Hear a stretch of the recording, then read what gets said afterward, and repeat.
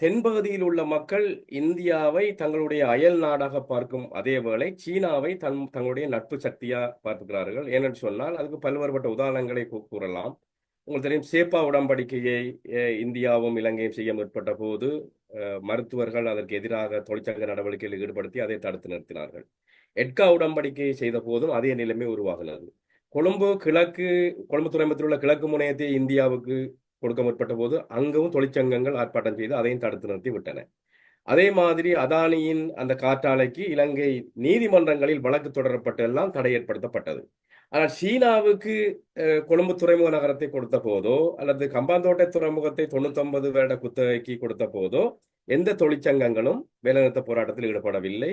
எவருமே வழக்கு தாக்கல் செய்யவும் இல்லை. இதிலிருந்து நீங்கள் பார்த்துக் கொள்ளலாம், தென்பகுதியில் உள்ள மனப்பான்மை சீனாவுக்கு சார்பாகவும் இந்தியாவுக்கு எதிராகவும் இருக்கின்றது. ஆகவே ஒரு அளவுக்கு மேலே இலங்கை தன்னுடைய பொருளாதார கேந்திர முக்கியமான இடங்களை இந்தியாவுக்கு விட்டுக் கொடுக்குமா, அதற்கு இலங்கையில் உள்ள தொழிற்சங்கங்கள் ஆதரவு கொடுக்குமா அல்லது வழி செய்யுமா என்பதை கடந்த காலம் சொல்லுகின்றது இல்லை என்று. இனிவரும் காலம் எந்த திசையில் செல்ல போகிறது என்பதையும் நாங்கள் பொறுத்திருந்து பார்ப்போம்.